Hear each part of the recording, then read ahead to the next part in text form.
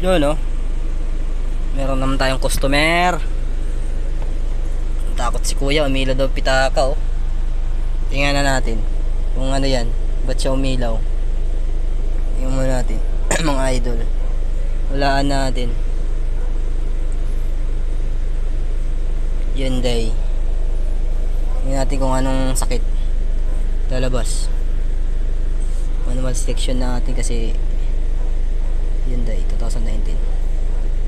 Itong ano 1.6 na diesel, Korea. Kag-scan. Scan na, nag-scan na. Ano ang lalabas? Tingnan natin mga idol kay check engine. Ito na yung fault nya. Mabas na. Ano? Wow, sabi ko na eh. Kaya laging handa tayo dyan. Ayan, papalitan natin yan, boss, para mawala yung check engine. Kakount siya. Ayan. Yung mass airflow nya. Okay.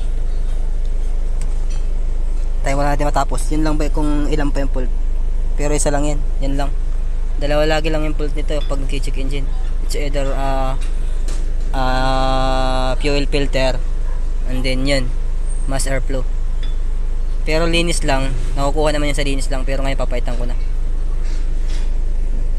Isa lang yung fault nyan. Yun lang.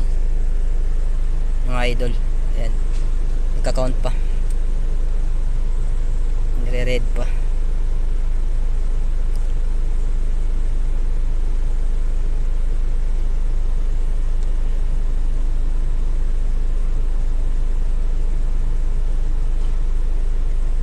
Tagal.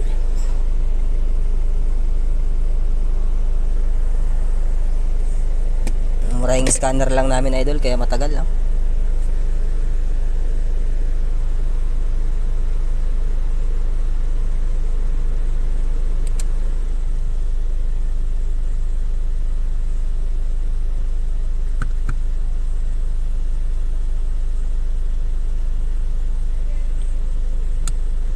Yan.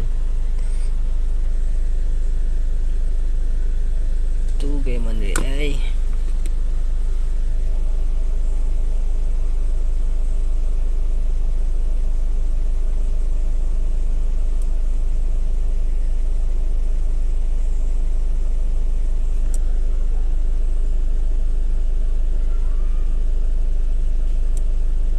Yun, 100% na.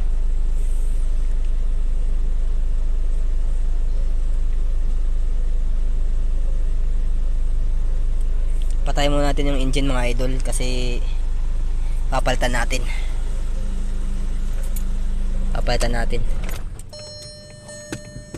Pinatay ko muna. Yan, idol, napalitan na natin. Ito yung pinat natin, oh, yung mass airflow nya. Paandar na natin. The moment of truth, kung iilaw pa ba yung pitaka. Turn ignition. Indicator lights open.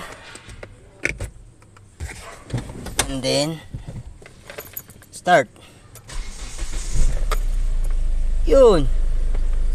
Sabi na, idol.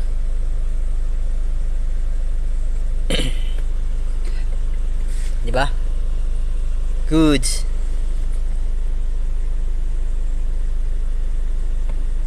Yan lang, gang. Thank you, mga idol. Gang. Sabi na.